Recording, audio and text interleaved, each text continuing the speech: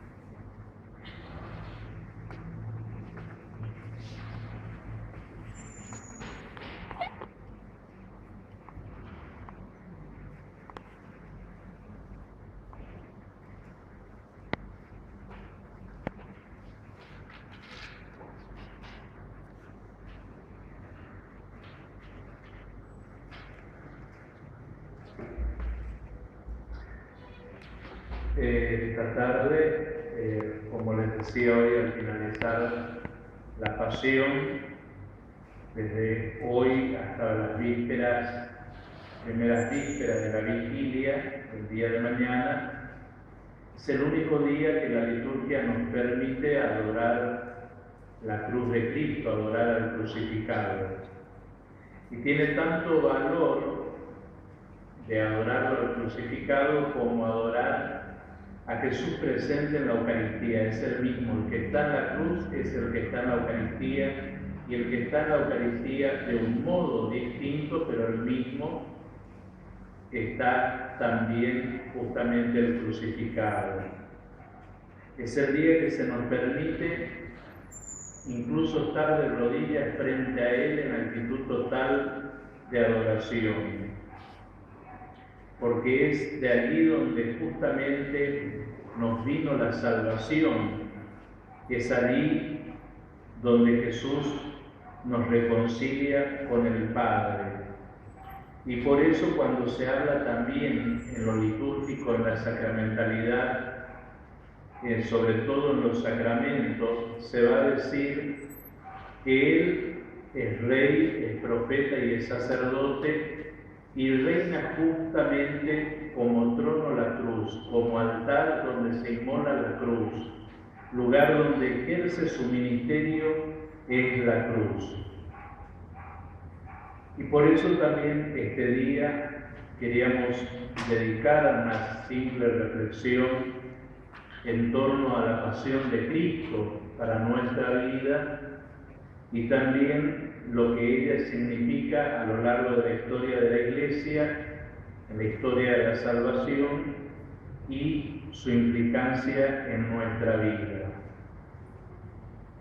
Nosotros todos los años en la Semana Santa leemos dos relatos de la Pasión.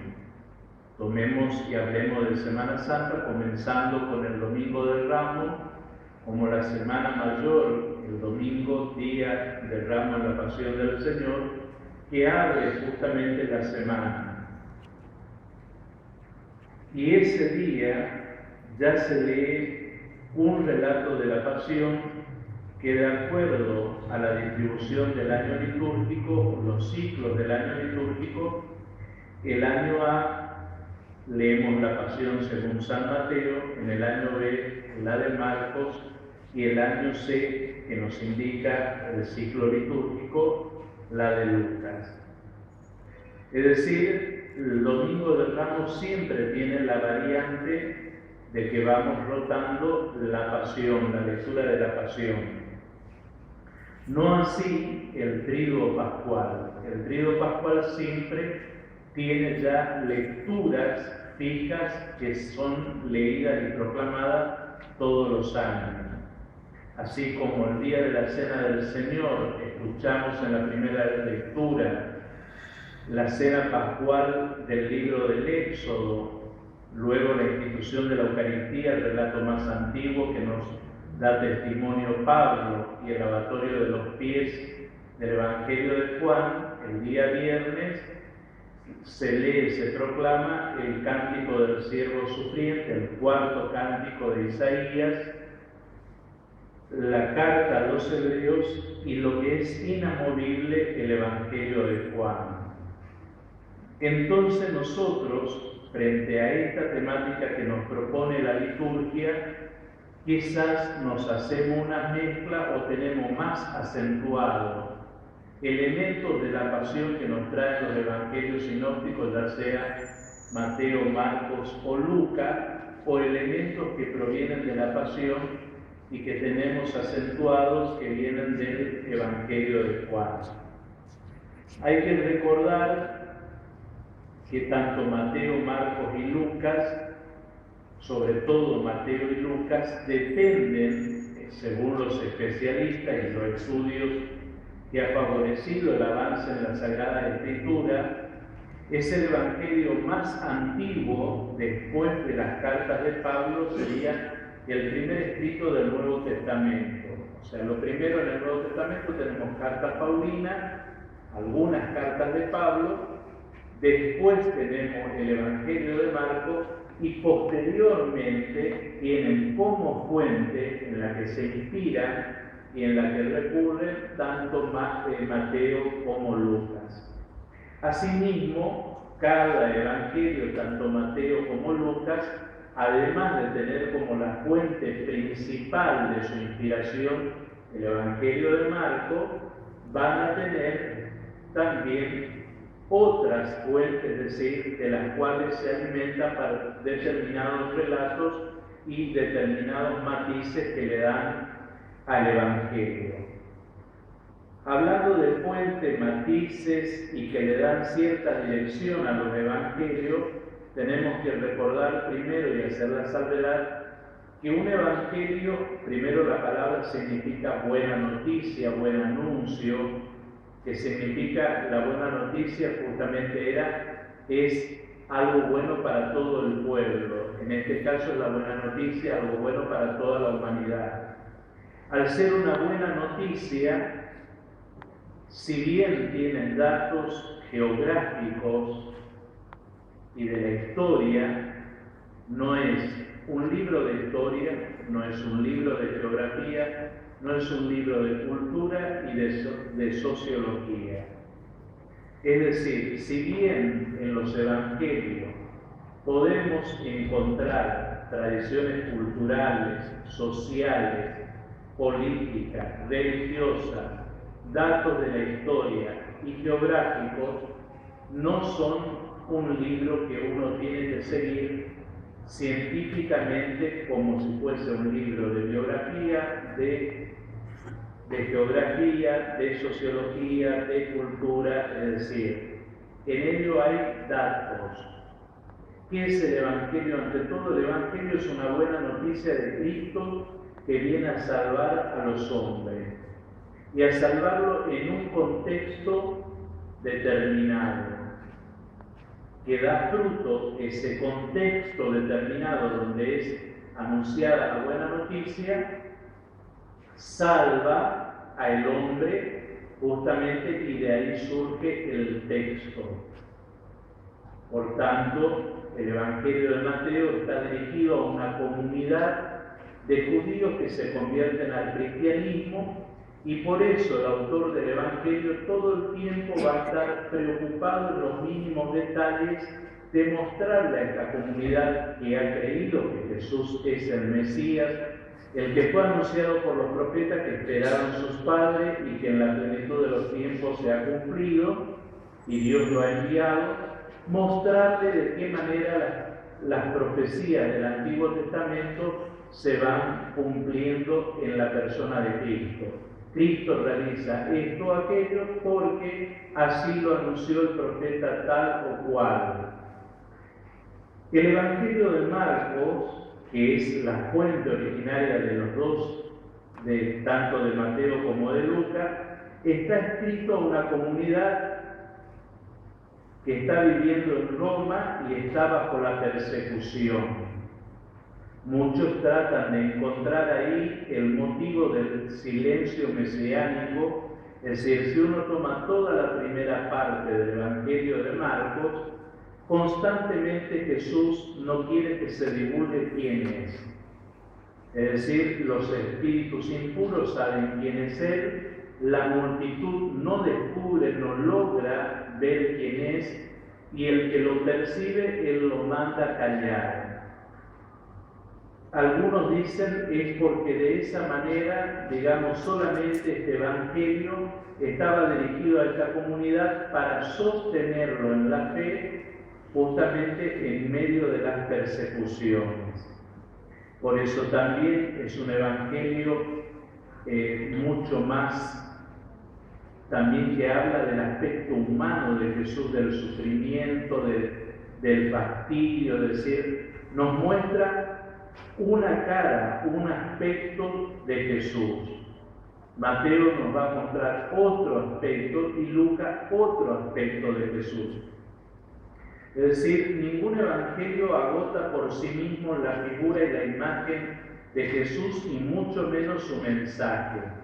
Es decir, tampoco puedo hacer un collage de los 4 evangelios tomando, es decir, lo que falta de uno, rellenando con otro, porque recordemos que cada evangelio es una buena noticia dirigida a un destinatario concreto que vive una situación de vida concreta y que necesita ser sostenido en su fe en esa situación de vida.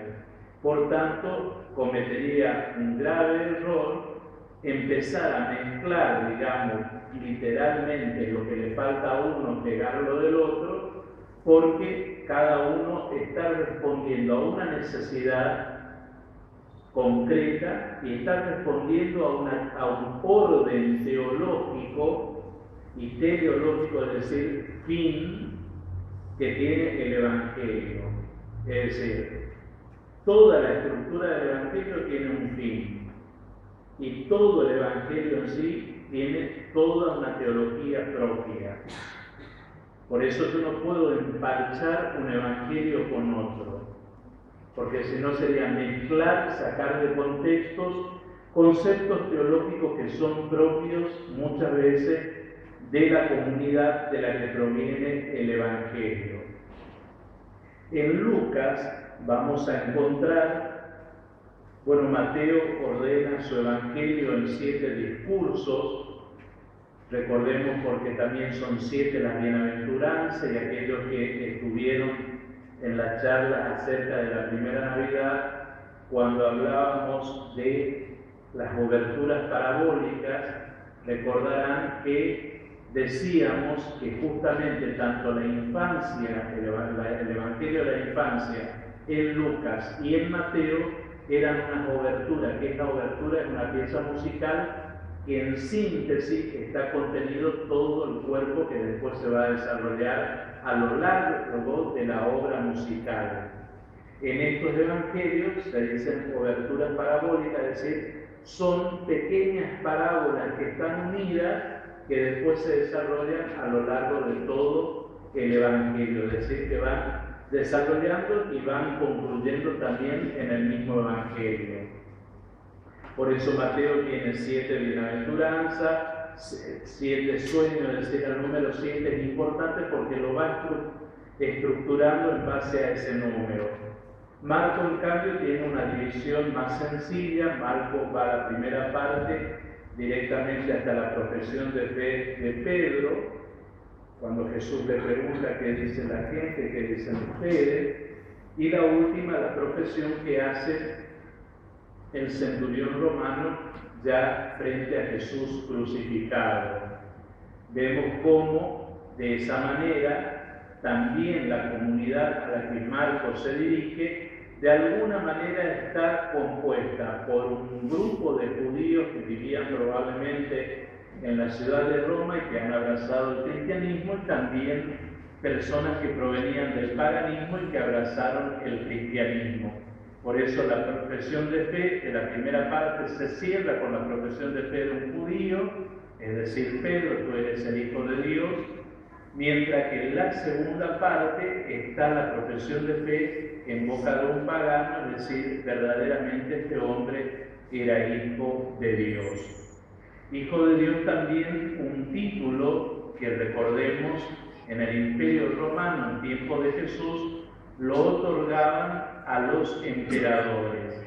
Los emperadores eran considerados hijos de los dioses, de la unión de un dios con una diosa o de es decir, provenían de ese mundo, eran mitad seres humanos y mitad tenían de divinidad. Eso porque provenía de la mitología también griega que hereda el Imperio Romano. El Evangelio de Lucas tiene otra estructura y recordemos que para él la primera parte va a ser el antiguo Israel, después viene la introducción, que es el tema del Evangelio de la infancia, el desarrollo de todo el Evangelio, y va a tener como un epílogo con el tema de los discípulos de Emaús.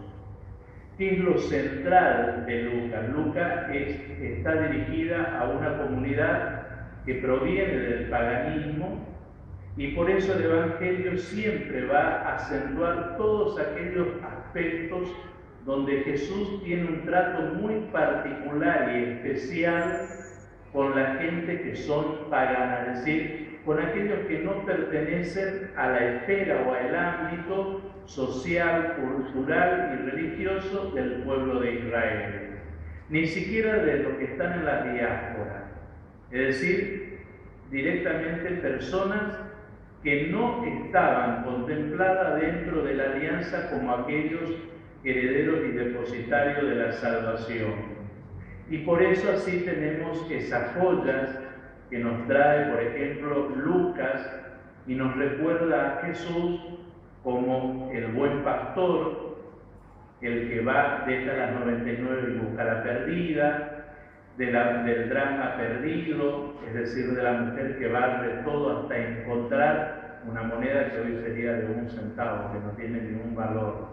Es decir, pero él pone ese ejemplo, esa parábola de Jesús como diciendo, lo que para nosotros no tiene valor, para Dios tiene una gran importancia y un gran valor. Tenemos la parábola del hijo pródigo, y así, de esa manera, donde va acentuando, por un lado, un Dios que no se conforma con la mayoría del rebaño, sino que le interesa a la minoría, y por eso deja quizás el montón y va en busca de la que se extravió, el padre que está pendiente del hijo que se fue de la casa, que está esperando su regreso y que todas las tardes sale a contemplar si no está volviendo, es decir, la parábola del hijo pródigo, el padre misericordioso, que probablemente vuelva a ser el centro de este año extraordinario que ha convocado y que va a convocar el Papa Francisco desde el 8 de diciembre hasta la solemnidad de Cristo Rey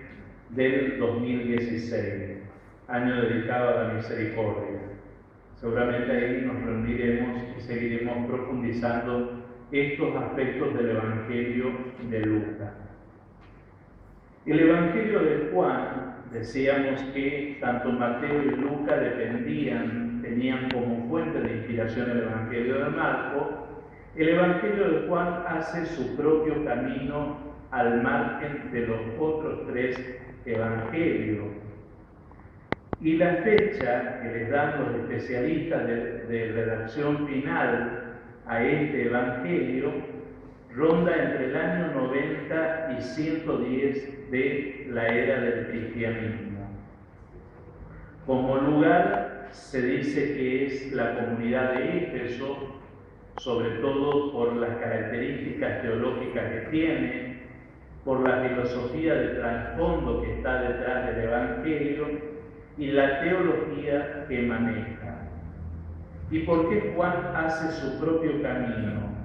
Porque Juan estructura su evangelio. Si en los sinópticos vemos a un Jesús que cura y hace milagros, en el evangelio de Juan vemos un Jesús que realiza signos.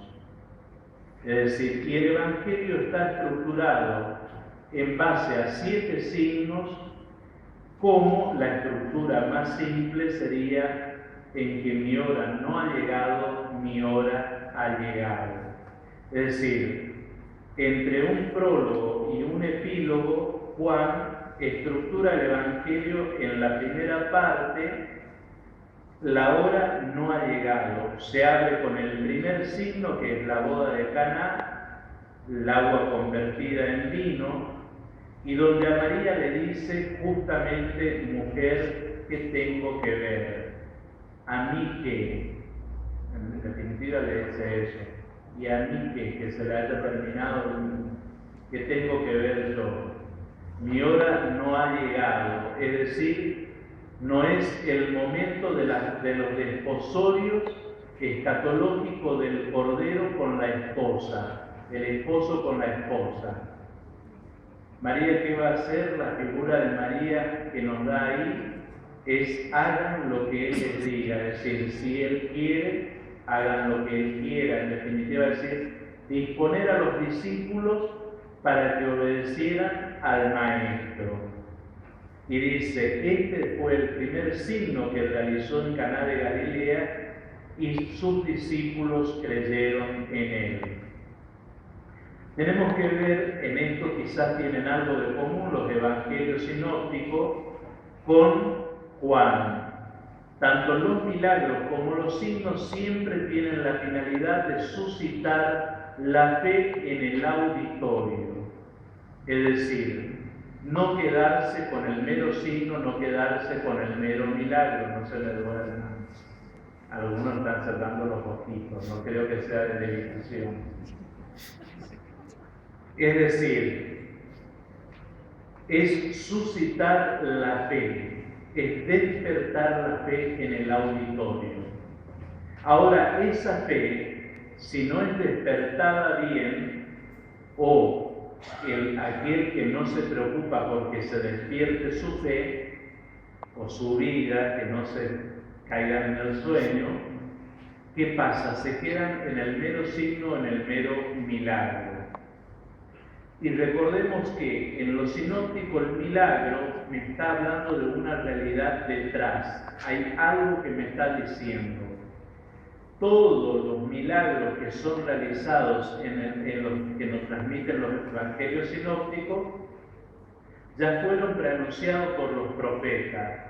Y está hablando claramente de que cuando esos milagros sucedan, está diciendo que el reino de Dios ya está en medio del pueblo. ¿Qué pasó con el pueblo que rodea a Jesús en los evangelios sinópticos? Se quedaron con los milagros. Recuerden aquella frase: ustedes no me buscan porque descubrieron realmente a un profeta o descubrieron al Mesías. Ustedes a mí me siguen y me buscan porque comieron pan hasta saciarse. Es decir, la gente se quedó con el mero signo, con el mero milagro, y no descubrió que ya no era a través de Moisés que Dios alimentaba con el maná, sino Dios mismo en persona quien multiplicaba el pan y estaba en persona alimentando al pueblo. También nos pasa a nosotros, que decir, no nos damos cuenta de lo pequeño y de lo sencillo, y detrás de eso hay una carga importante en la que Dios está obrando, y justamente toda su obra pasa por allí. Fíjense, le decía que en Juan habla de signos, porque el signo siempre me eleva a una realidad mucho más trascendente. Siempre el Evangelio de Juan nos va a invitar como a volar mucho más alto. Muchas de las personas, si uno le pregunta cuál de los evangelios te gusta más, va a decir Juan, porque parece el más simple a la hora de leerlo, pero de quedarse literalmente. Pero cuando uno va detrás de cada palabra, detrás de cada versículo, detrás de cada signo o gesto de Jesús, es el evangelio más complicado. Por algo está representado por el águila, es decir, hay que volar bien alto y tener la vista de un águila para agudizar bien y centrar la vista y no perder de vista el objetivo. el águila cuando más alto vuela, más agudiza su vista, más centra su mirada en la presa y menos erra. Entonces, nosotros invitados también por el Evangelio de Juan, en el Viernes Santo, somos invitados a elevar nuestro espíritu, nuestra mente, nuestra vida hasta lo más alto para poder agudizar y centralizar realmente en lo esencial. De esa manera, nosotros si empezamos a mirar detenidamente en el Evangelio de Juan, siempre es como que se desarrolla en un doble escenario. En un lugar están en el teatro, en la sala, la multitud que no puede alcanzar hasta el escenario donde se encuentra parado Jesús. Es decir, siempre hay como una cierta distancia en que el hombre no puede hacer ese salto para poder entender con claridad el mensaje que está transmitiendo Jesús.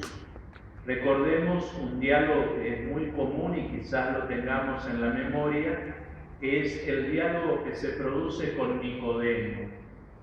Cuando Jesús le dice tiene que nacer de nuevo. Y él dice, pero ¿cómo voy a entrar en el seno de mi madre que tengo tantos años? Es decir, él no está entendiendo, no entiende el lenguaje en el que le está hablando Jesús. Jesús está hablando de nacer de lo alto y Nicodemo está hablando de nacer de lo bajo. Es decir, es como un diálogo de dos personas que están sordas, que no se escuchan y que al mismo tiempo están hablando del mismo tema, pero en planos diferentes. Eso siempre va a pasar en el Evangelio de Juan.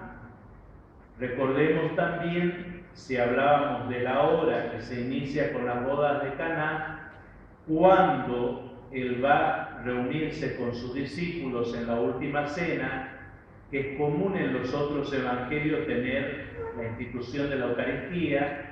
El Evangelio de Juan no centra tanto su mirada en la institución de la Eucaristía, sino en el mandato de la caridad, en el contexto de la cena pascual. Y dice, se acercaban las fiestas de Pascua, es decir, estaba próxima la fiesta de la Pascua de los judíos. Y en ese contexto es ahí donde comienza la segunda parte del Evangelio y dice, mi hora ha llegado, la hora ha llegado. Ha llegado la hora de pasar de este mundo al Padre. Y esa es la segunda parte. Es la parte cuando Jesús comienza su retorno hacia el Padre, es decir, su camino de regreso al Padre. Y este camino de regreso al Padre lo va a hacer a través de la pasión. Y fíjense, extrañamente, a diferencia de los evangelios de Mateo, Marcos y Lucas, que nos presentan un aspecto doloroso y dramático de la pasión, Juan, si bien tiene ese aspecto también de doloroso y dramático, porque es un drama que se desarrolla, es un combate que se desarrolla entre la luz y la tiniebla, entre la verdad y la mentira, entre el pecado y la libertad, es decir, esa lucha entre Dios y el mundo del pecado, es el momento de mayor gloria. Fíjense, dice, ahora el Padre ha sido glorificado por el Hijo, que vuelve a Él, y el Hijo es glorificado en el Padre, porque el Padre le pone todas las cosas en sus manos. Y uno podría preguntarse, realmente, si hablamos de la gloria, es decir, como el esplendor, como aquello luminoso, como lo bello, lo hermoso, ¿se podría hablar de la pasión como la mayor gloria de Dios? Y en cierta medida sí, porque en ella, es decir, en ese rostro desfigurado, es donde es restaurado justamente el hombre. El hombre estropeado por el pecado es curado en la desfiguración de Cristo. Es decir, es embellecido, es sanado, es elevado. Es decir, lo está volviendo al Padre. El hombre que estaba lejos vuelve a la cercanía del Padre. El que estaba disperso comienza a apuntarse hacia el Padre. Recuerden la frase aquella que dice: cuando yo sea elevado en lo alto, atraeré a todos hacia mí.